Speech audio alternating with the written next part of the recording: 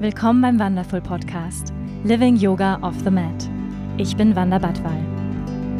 Ich freue mich, gemeinsam mit dir die faszinierende Welt des Yoga, der Spiritualität und persönlichen Weiterentwicklung zu erforschen, zu hören und zu erfahren, wie wir mehr Liebe, Balance und Erfüllung in unserem täglichen Leben integrieren können. Willkommen bei Wandaful.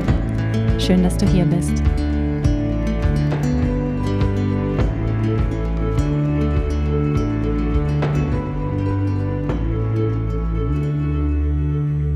Hi, and welcome to the Wandaful podcast. I'm so glad that you're here.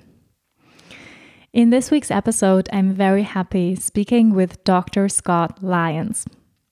Scott is a clinical psychologist with an emphasis on somatics in mind-body medicine. He's an osteopath and the co-creator of Embodied Flow. Dr. Scott Lyons is dedicated to teaching embodiment as a way of exploring human development, healing, growth, and transformation. His deep passion is to integrate somatic practices, transpersonal inquiry, and scholarly research into the creative and healing arts.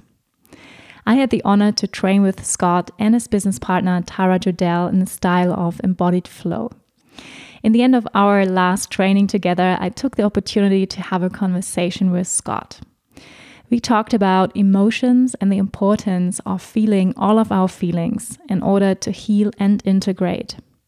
We also spoke about the symptoms of our modern-day society, such as anxiety, depression, loneliness, and the feeling of separation, and how relationships and our need of being heard and seen are essential for our human experience. I really loved this conversation with Scott, and I felt deeply moved during this interview. And I hope you can take a lot from this podcast as I did. And now, enjoy listening. Welcome to the podcast, Scott. I'm so happy that you're here. Thank you for having me. Especially at 7:30 a.m. in the morning. After teaching, like how many hours did you teach now? Training? Couple of hundred in a row. Yeah. So thank you so much for taking the time, making this possible. My pleasure. Thanks for asking. So my first question to you is, what moves you right now in your life or in this moment? It's a lovely question. I was just thinking about that when someone asked me recently, just last night, a good friend of mine. And I actually think that's a great question to keep checking in with on friends or with friends. Like, you know, at this point in your life, we've known each other. I mean, this particular friend, almost 25 years. And so every few years we check in and we're like, what's moving you right now? And I think one of the things that's moving me right now is really the process of leading people towards more sense of freedom, and in particular that freedom being the ways in which they're bound, they're feeling tense, they're feeling tight from just this really fundamental sense of ease, and that journey also means that they're arriving back into themselves, that there's these ways in which the dust on the mirror to see themselves, to experience themselves, is being wiped away. And there's just this beautiful recognition of who they are without any of these constructs that are really getting in their way. You know, the example I was giving my friend was a patient I was recently working with who, you know, who came to me and said, oh, I'm not feeling like anyone loves me, that I'm not good enough, that I'll never find love. And we were unpacking it in a way that it was really inspiring. This individual realized that this idea that no one could love them stemmed from a way in which they were creating distance from people themselves, which I think we've all done on some level. For sure. Yeah. And, you know, and when we looked at, you know, what are the means, what are the ways in which that he was creating that distance, that space from people. And was recognizing, I use my job, I use my friends, I use my other, my interests as a way to create distance. And also recognize that there were certain scripts, like internal cognitive scripts, like I'm not attractive enough, I'm not funny enough, I'm not smart enough. And those were on repeat and actually helped him keep space from people. It's interesting that we could say those could also be wounds, but in many ways, those scripts they ensure the space. They ensure that there won't be closeness, that proximity that could stimulate that vulnerability and then stimulate some perhaps older experiences or feelings that haven't been metabolized or experienced that show up in that open vulnerability, which was the case for this individual, that he really recognized that out of a past breakup, that he created these scripts as a way to not feel the pain of the separation. And at that point, it wasn't tolerable. So there's a real understanding of going, wow, that particular breakup was so significant. And it, just there wasn't the resources, the support to be with that feeling. And in turn, created these scripts of these, trying to justify the breakup. Because, in a breakup, it can feel like free falling.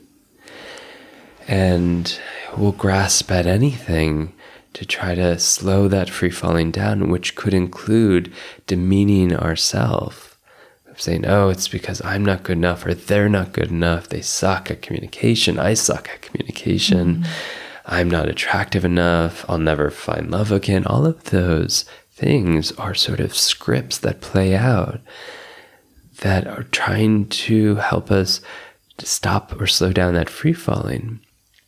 But at the same time, they take us away from the experience of the experience. And they become the dust on the mirror, the compensation of not being with our experience. And those compensations begin to become our identities, which can be quite challenging to come back to. Who are we without those scripts? And so this individual really, in this courageous way, was willing through these sessions to start to take that dust off the mirror, to really let go of those constructs, so that sense of who he was, to come back to more of a fundamental nature, where in that fundamental nature of who he was just really, truly an empowered individual who felt whole and complete and free. And I think for me, I recognize the value socially, culturally, environmentally of that freedom. I think that in that place where we feel free and connected, it's nearly impossible to harm. To harm ourselves, to harm the environment, to harm each other. And so, to me, that's what's moving me right now is we could say harm reduction, but it's really about freedom enhancement. Yeah. Wow, there was so much in that you said. What I would love to go more into is the aspect of really being here with what's here. So really feeling our feelings. That's also something I hear quite often, is that people say to me, I want to learn again how to feel. I feel separated from my feelings. I feel numb. Yeah. So I think that's probably the hardest practice of all, especially for breakup. I know that to really be with that pain. Yeah. So can you guide us right now maybe into a practice to just check in what's here now? Yeah, absolutely. So I'll just preface that with, if any of the listeners are driving, not to close their eyes. Yes, but don't do that. Or pull over and close your eyes. Yeah, we can certainly do a practice. So we can close your eyes if it feels right. And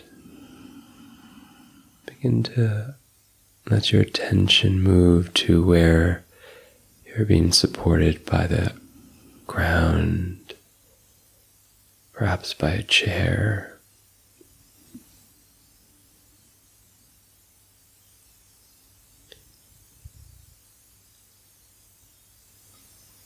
Letting your breath even migrate to that point of contact of support.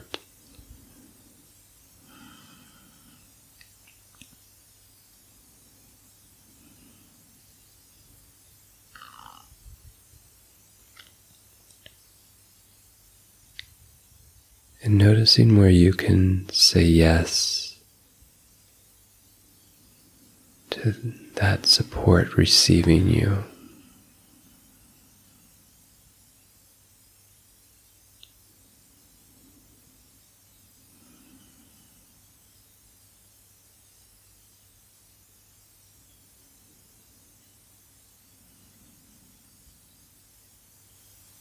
And where you can say yes to receiving that support.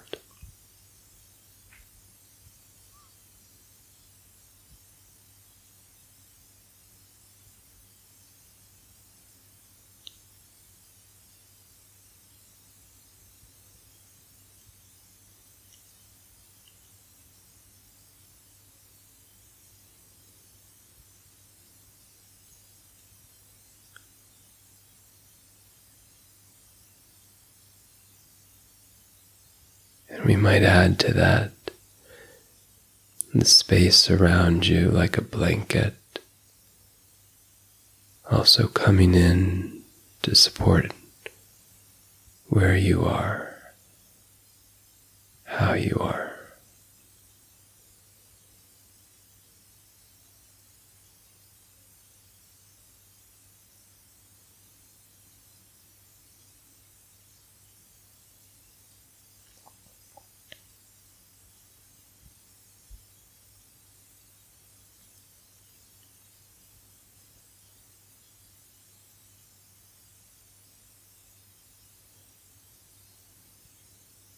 And from that support of the earth and support of the space as a blanket around you, letting your attention move inward into the core of your body,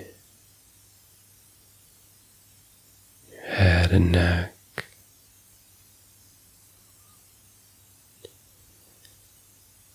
chest, abdomen and pelvis,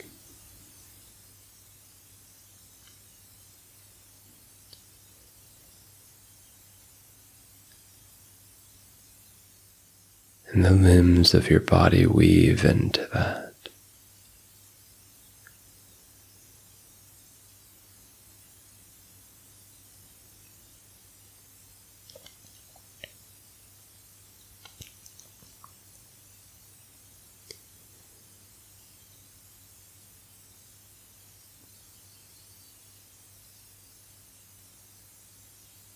And we'll drop the question like a pebble in a pond into your body. What in me wants to be recognized or acknowledged right now?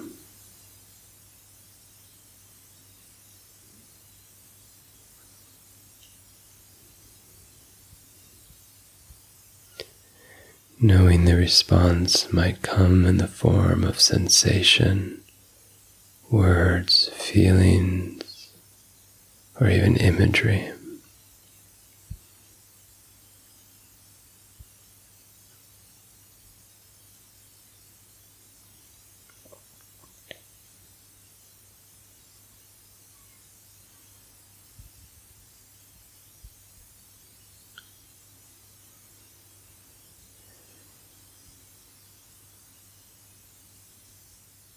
And as you open up that channel of communication with the whole of your body,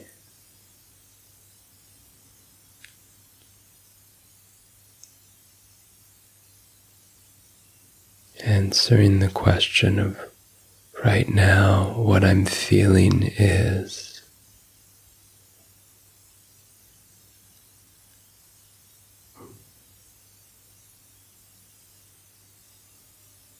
And right now, what I'm feeling is.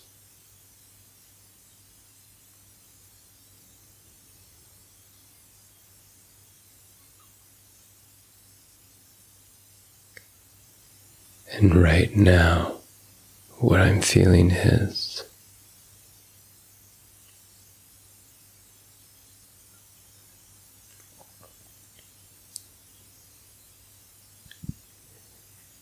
And I'll invite you to share those words, those feelings out loud.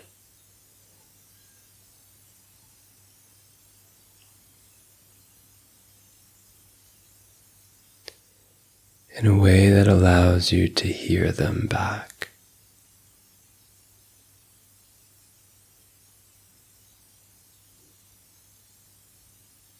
Noticing what of those feelings, those words, feel like a right fit into your experience, like a lock into a key, or a key into a lock.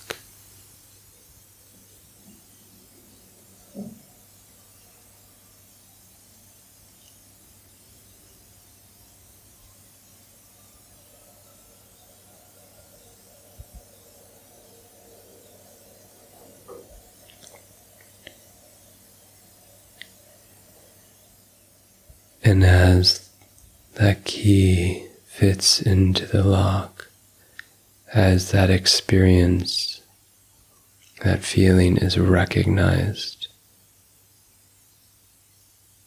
noticing how the rest of your body responds.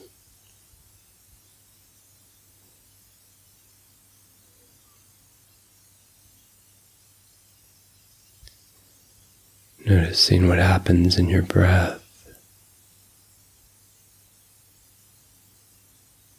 Perhaps even noticing what happens to that sense of your body into the support of the earth, into the space, and even into yourself.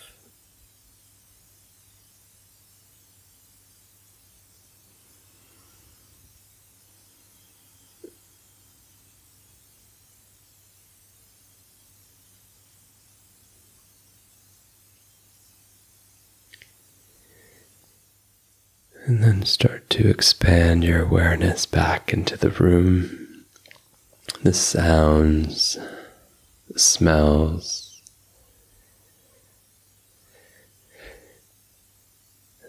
the texture, the temperature of the air. And whatever you landed in within yourself, let that move with you as you extend your awareness into the surroundings.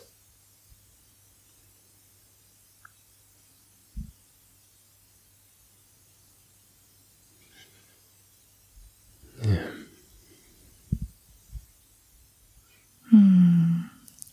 Thank you so much for this very sweet practice. My pleasure. Thank you for asking for it. So guys, I think this is probably one of the most amazing and important practices for your life, honestly. Just having the courage to be with our feelings and acknowledging them. So can you speak more of what does it do when we acknowledge what's here? Yeah, absolutely. Well, I want to also recognize that sometimes it's not always easy to be here with what's here. Not at all. No. What's been modeled from our family, what's been allowed, what's been invited to, what's been validated. All of those things play into the engagement of how to be here with what's here. And even the access towards being here with what's here can sometimes be foggy for us, as you mentioned earlier. And, being here with what's here allows us to navigate the world. I mean, it's as direct and simple as that. It's like, if you don't have a map, if you don't have a compass, you get lost in the woods. And our feelings, our sensations are that map. It is that compass. It is the direct feedback of what's happening so that we can engage and navigate with what's happening. And, there's so many, we can look at it as the health benefits of being here with what's here and allowing that to move through us, is that we actually, it is one of the pillars of well-being to, if you imagine like the ocean, which we're very close to, and you take some liquid nitrogen and freeze one of the waves, you can see that something feels stagnant and challenged in the environment. And that is what's happening on a physiological level. There are consequences to freezing the ocean. The rest of the ocean is still trying to move, and it's getting challenged by the fact that something is stagnant. And where there's stagnation, festers disease. And so if you imagine that frozen wave of the ocean getting to melt back in, there's something that emerges even implicitly of like, oh, there's something right about that coming back to that flow and that direction, that movement. And that is when we are with what's happening within us, is that continuation of the waves in the ocean. And, I think one of our fears is that it's going to freeze. It's going to become who we are. It's going to last for the rest of our life, which is absolutely not the case. When we truly dip in and allow what's here to move, emotion, the word has motion in the word. It's inherent. It's that it is meant to move. And when we're with it, it will move. It might mean that we need some additional support and resources, friends, dogs, cats, whatever it is that becomes those resources to allow us the support to be here and let it move through us as is its innate nature. I really love the picture of the compass, like our emotions are the compass. And so a guide to something which is true for us in the moment. And what I feel quite often is the case, what prevents people from feeling their feelings is this judgment and this dualistic mindset about good or bad. Yeah. Right? So when we take that away, like the good and bad, and as we learn in the training, an emotion just lasts actually 30 to 90 seconds. Yeah. That's so fascinating. So literally like a wave washing through us. Yeah. So when, as you said, like we're so encoded with concept of our family, what's allowed, what was invited. So how can we check in with ourselves? How is our relation to emotions really? Like, how can we know, like when we are, like we say, propping, when we are like contracting and not letting the wave wash through it? How do we know that? Yeah. So I would say like, if you were just to contract your whole body and that sensation of nothing, like your breath might not be moving, literally your fluids are not moving as well. It's actually on a physiological level just like that. It is a contraction, not of the emotion, but a contraction of holding on and not allowing it to move. I think we often get confused or possibly misread the body cue of going, oh, I'm tensing up around the emotion because that's the response the emotion, but rather that's our attitude towards the emotion. If you were to, relax that holding of your body and say, oh, where could sadness just move through? Where could anger just move through? Where could joy just move through? They're all meant to move through. And so where in our body can they already move through? Where are those sort of liquid highways that allow those feelings to just easily already move through? And then we might start to recognize those points of tension as well, where it feels blocked. And that for some time that might be our whole body, but that's probably not true. It might be even the smallest little stream where those feelings can get through. And we want to find those, because those are going to be the resources we want to really cultivate to start to build more capacity and tolerance for feelings and being with them. Yeah, thank you so much. I think this practice of being with our feelings, I cannot underline it enough, I think is for our society. I feel there's a very distorted opinion about emotions, like, oh, especially women she's a drama queen, and she's way too emotional. I heard, like, recently, it was shocking. I heard that women were competing about how they didn't scream while giving birth. Oh my gosh. I was shocked. I was like, are you kidding me? Like, I was so tough, I didn't cry. I didn't scream. Like, I just, hold it. Like, this is like, how can you even do that? Yeah. I mean, it's like, if you imagine a baby and they are crying because they're hungry, and you shush that baby, what are we saying? It's like, you shouldn't express in the only way that you can communicate that you have needs, that you have feelings. And I would imagine that most of us can go, well, of course not. I would never do that to a baby. So how can we use that same compassion towards a little one and direct it towards ourselves?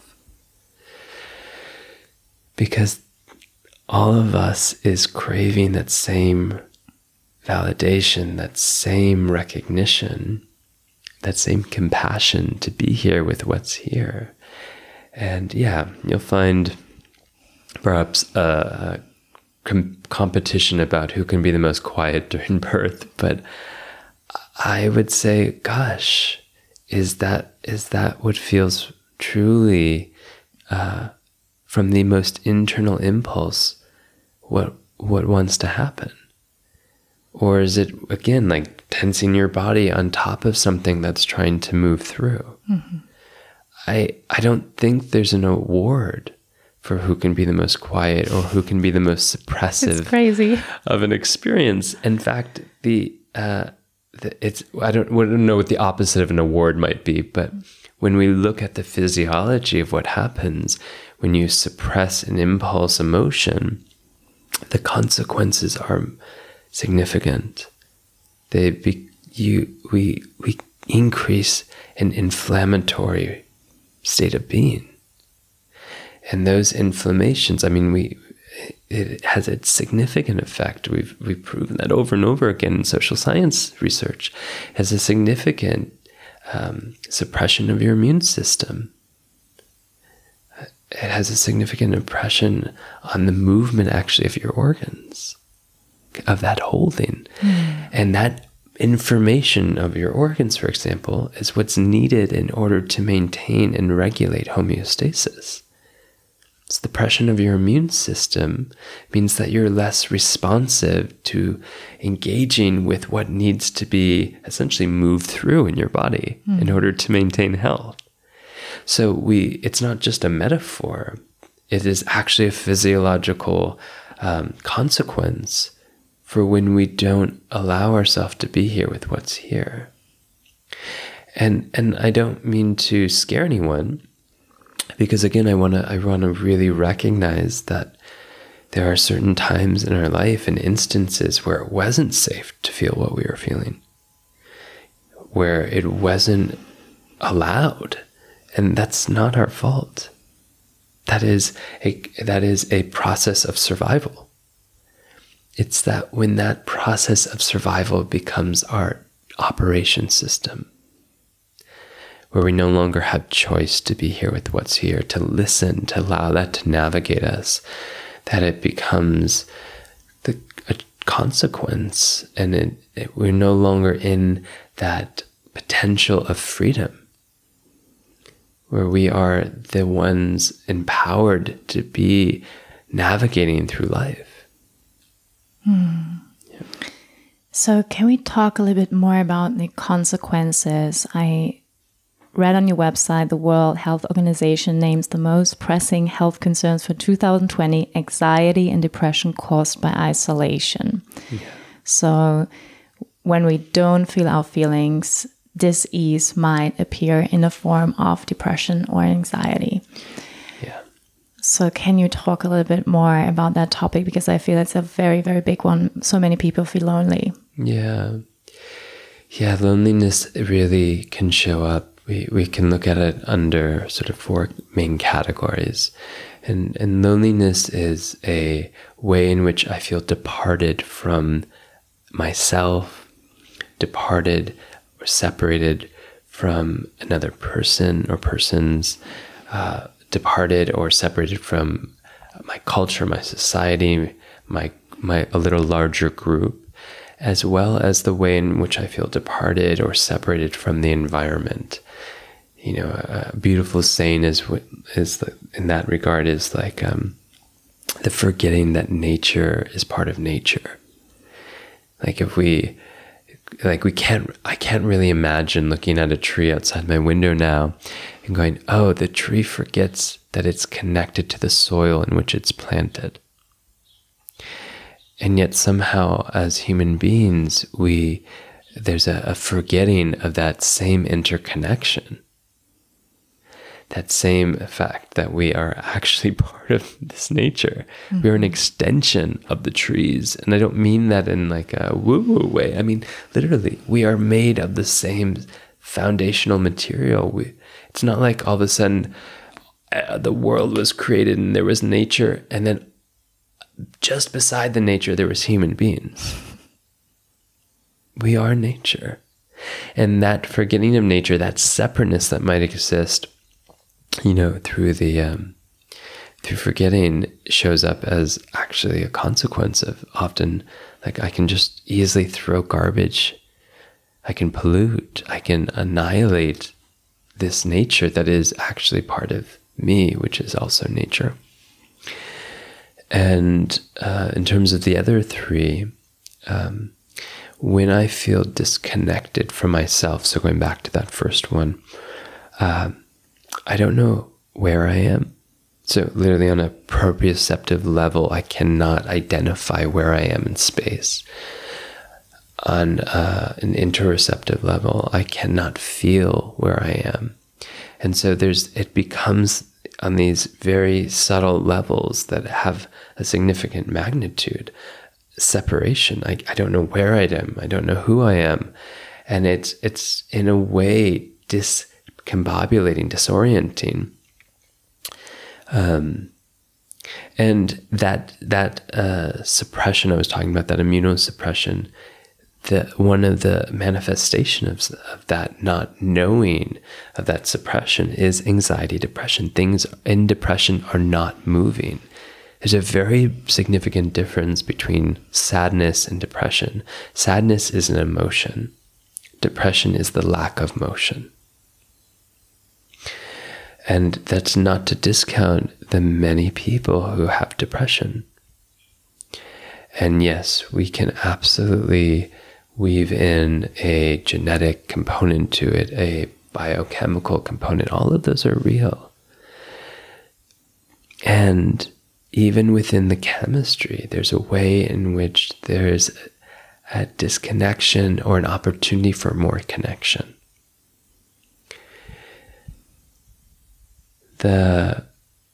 In terms of interculturally, that separation, when we look at how could we possibly, it still baffles me, how could we possibly harm another person? How could we possibly go to war? And the reason for that is actually a simple answer, which is, I feel otherness. If I can project an otherness onto someone else, or a group of people rather, then that separation has a significant effect again, where I can actually perform violence. And if violence doesn't have to be punching someone in the face or going to war, it can be a microaggression. It can be just a way in which I find ways to sort of validate that sense of otherness, which only creates more otherness and separateness. And that same physiological effect that happens intrapersonally when I feel separated from myself is also happening when I feel separate from a culture, when I feel separate from a group. We know that there is a significant effect when we feel connected to a group. We see the same physiological well-being emerge in social science research with connections to a group. Those who feel connected to a group live longer. Their survival is longer because of that relation to a group. Now, imagine if that sense of that survival of intergroup connectivity expanded even bigger to every group, in which that intergroup became everyone.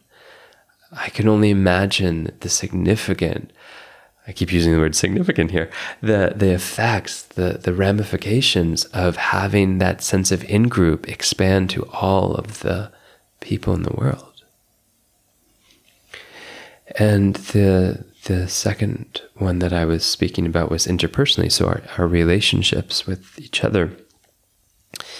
And the development of our relationship, the development of intimacy, happens simultaneously as our development of our sense of self. So the way in which we can feel connected or not with another has benefits or consequences to how we are able to feel connected to ourselves. And we might say that the way in which our attachments, our organizations of relation show up with another person is a mirror of how they're showing up in ourselves, and vice versa. So the way in which we might begin to heal or really find connection with other people will support that sense of can support that connection of ourselves. And relationships are fundamental. We are evolutionarily driven to be in relationships. When you feel heartache, that is a communication from within your physiology to say, oh, that I am communicating, I don't know if the I is, this part of you is communicating your need of connection for survival. And so that sense of heartbreak, it's a lot of things, but one of it is saying, hey, this might jeopardize our survival.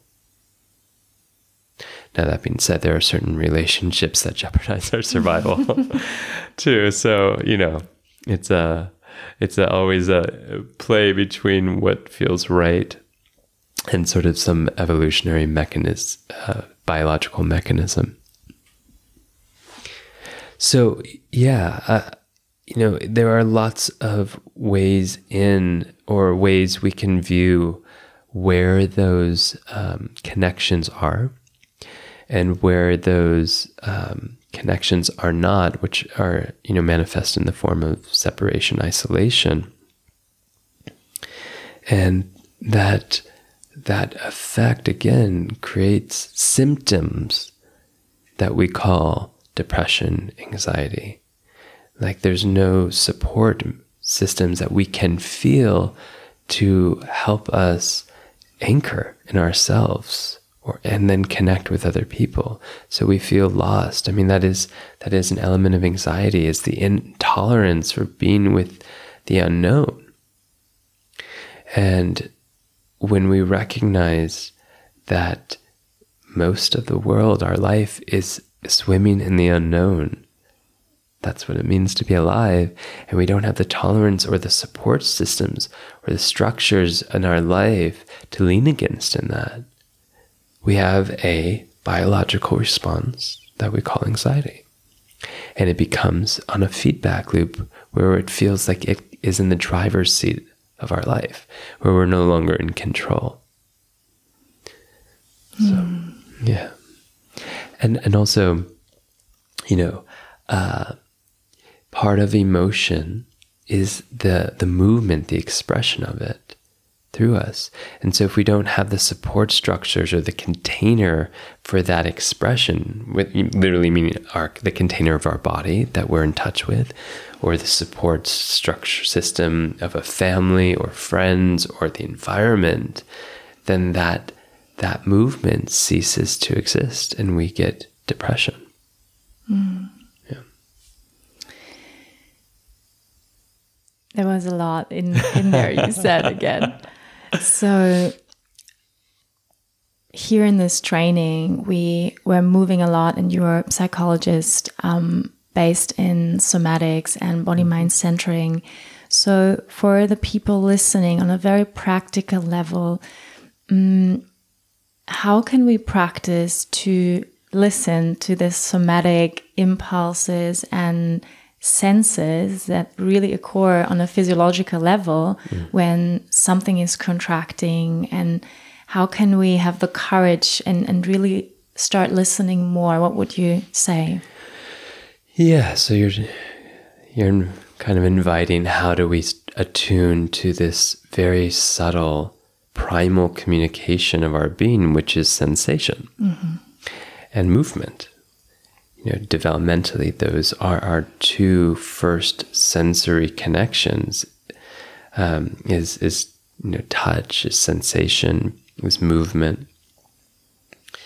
And so how do we essentially work our way back to experiencing that fundamental communication that's happening within us? And one is slowing down. I know that sounds either simple or really freaking hard. But slowing down, it takes longer to be in contact with the subtlety of sensation than it does to have a thought. About 8 times slower. So can you slow down 8 times the speed of a thought to come into contact with what's happening in your body? And I really say, at the beginning level, it's called active imagination, meaning let's let it be our imagination that there might be sensation or feeling or texture or qualities to something in somewhere in your body. If you were just to let your imagination sort of have a field day, what might emerge? So giving yourself that permission to just really slow down and just let whatever is coming up or potentially be there, even if you think it might be in your imagination, to be contacted. Yeah, and I think, for me at least, it's also this capacity to really allow every feeling with no judgment. I really see that in so many people, that they constantly judge whatever they feel. And secondly, being afraid of that, this is their identity. Yeah. Like when they are sad, or when they allow to be vulnerable and say well, I'm very insecure right now. So to really allow ourselves to be everything and let it wash through. Yeah. So how can we be less judgmental about ourselves? Yeah, I mean, you may have seen me do this in the Embodied Flow trainings, but when someone's really in contact with a feeling and they're sharing it, I'm just going to say, wow, thank you so much for letting both of us be in contact with that. That acknowledgement is so powerful. The insurance that you're safe, we're safe together, that what's happening here, that what you're in contact with is okay. And to recognize you're okay being in contact with it. And it's not killing you. Yeah. Look at that. You just had this wave of sadness and survived. Yeah. Isn't that great? I know. But I find it so funny that we're so afraid of I remember when I had a heartbreak sitting alone in Bali in my room and practicing being with a feeling, and it's so hard. Yeah. And you're so afraid. Yeah. That might kill you, right? Yeah. And we invent all of these distraction mechanisms. So what would you say, I know there are tons, but of distraction mechanisms. So for me, it's really being busy and, also intellectualizing. Like, why is something like that? And why is the other person and this and that, and bringing things into concept and also being working lots. So can you name a few, what you notice from your experience, what people do in order to not feel? Yeah. Well, thank you for sharing your favorite ones. I love them. Yeah. Netflix is also good. Netflix. Oh yeah. Drinking. That's not my favorite one, but I would say my favorite one is eating faster than I can taste. And that's always a good indicator. I'm like, whoa, what? I'm not even tasting the food. What's going on? I'm just kind of piling things in, stuffing things in. And I wonder if there's something that might want to come out. Do you have this shelf? We have this shelf at home where, where all the sweets are. And sometimes I hope my boyfriend's listening. I see my boyfriend just going and stuffing things in, just compulsively. Yeah. Everything that becomes a reflex, right? Yeah. I once heard, I think this might even be his book, but Deepak Chopra say, what are you really hungry for? And I kind of turn that around and say, okay, well, what really wants to be felt? That might be having some desire to be, and that some part of me is desiring perhaps not to feel it, or that at some point it was intolerable. And how can I just go, oh, like a friend or a child, or be like, wow, that at some point was really hard. I feel that with you. And what would be the amount that is okay right now, even if it's, the smallest grain of sand of that feeling, and to be with that and let that be enough for now. And maybe tomorrow it's 2 grains of sand, and tomorrow, the day after, is 3 grains of sand of that feeling. And what I can say from being on this journey myself is that once you feel the clarity that you can have these emotions, the mass variety of feelings and textures and qualities of the emotions, that it just really gets easier to swim with. It's like, if I were to go out to the sea right now across the street from us, I've swam in it enough that I feel really comfortable. I can just swim. I don't feel like I have to find and locate myself or where other people are. I just really know the terrain and trust it. And so emotions and being with emotions ends up being just like that. Yeah, and it's part of our being human. Yeah, it's a biological fundamental nature. Yeah, right. And I feel also it's the key to so much knowledge about ourselves and becoming really authentic. Yeah. I mean, if we really kind of recognize that emotions are a way in which there's an intercommunication that's happening. And that communication shows up in our primal form of communication or our primal language, which is sensation. And so just like I'm not going to shush that baby, I'm going to go, whoa, this sensation is communication. It's informing me about what's happening within me, what's happening within the dynamics of my values, my morals, my boundaries. It is that inner communication of experience. Yeah. Thank you so much. My pleasure. I have one last question. Okay. A hypothetical question. So if today would be your last day on this earth, in this body,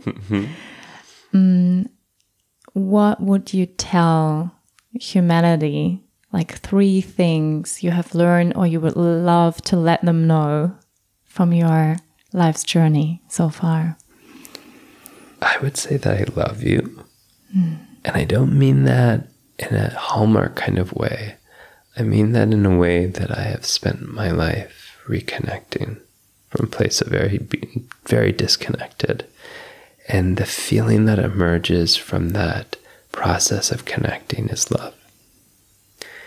It is this epic love that just says, wow, I recognize you might not be able to be with me, but I'm going to keep working to be with you. And I would also say, have fun. Life is playful. Its nature is unpredictable. It is uncertain. That we know is certain. And when you can arrive fully in yourself, you get to swim in that unknown, in the playfulness that just is. And, joke, have fun. And it doesn't have to be the journey towards even having emotions and feeling connected, and feeling connected to other people can really be through play and curiosity. That it doesn't have to be through absolute meditation and asana and certain tools that are there to help us with that finding that union. They can be playful within it. And the third thing I would say is, I am here with you. Yeah. Beautiful. Thanks for asking. I love you too. I love you too. Yeah. Scott, it was such a pleasure talking to you this morning. And I would love that more people got the chance to be here with you and to practice being with what's here. So let us know a little bit, where can people meet you, practice with you? Yeah. A good access point is my website. So it's Dr. Scott Lyons, Dr. Scott Lyons, SCOTTLYONS .com. And there's some practices on my site. That are free, and I'll be adding more. And there's my events. So I have the Embodied Flow trainings that you just finished. Congratulations. Thank you. That's a big deal. And welcome fully to the family. Yes. Not that you haven't fully been welcomed before, but but now even more. But now even more.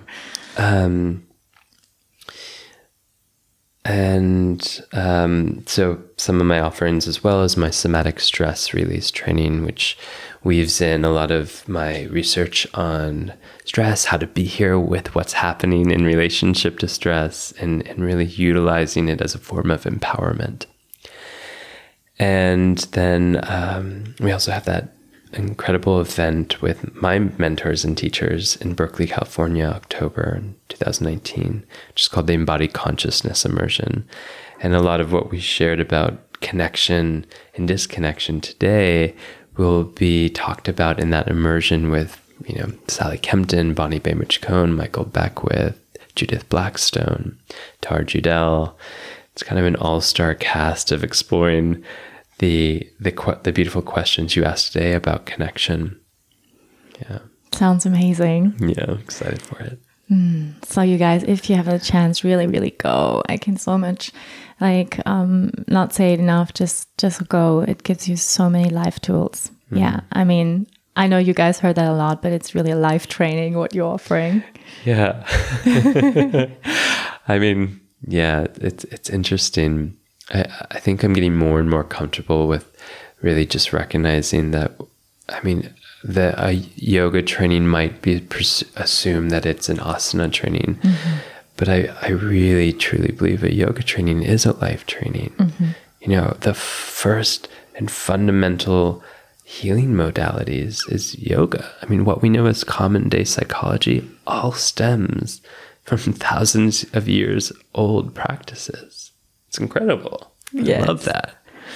Thank you for recognizing that as a clinical psychologist too. Absolutely. Yeah. Absolutely. My gosh. Yogis are the original psychologists and doctors and healers. I know. Yeah. Yeah, absolutely. Yeah. Thank you so, so much, Scott. It was an honor. And yeah, so we will have all the information and where people can get in touch with you as show notes under this podcast. Thank you so much for your time. My pleasure. Thank you for being you. Yeah, guys, thank you so much for listening. Wow, that was a very strong episode, and I hope it gives you some practices, some insights, courage to really feel your feelings and to be more loving and compassionate with yourself. So looking forward to see you next week. Have a great day. Bye bye. Vielen Dank fürs Einschalten und Zuhören. Wenn dir diese Folge gefallen hat, freue ich mich, wenn du auch nächste Woche wieder mit dabei bist. Finde alle Infos zum Podcast unter www.Wandaful.Living, Spotify, Apple Podcast oder deiner Lieblings-Podcast-Plattform. Ich freue mich, wenn du mir folgst, den Podcast mit deinen Freunden teilst und eine positive Bewertung dalässt. Denn nur mit deiner Unterstützung kann der Podcast wachsen und so viele Menschen wie möglich inspirieren. Danke, dass du dabei warst. Ich wünsche dir eine wundervolle Zeit und wir hören uns nächste Woche. Namaste.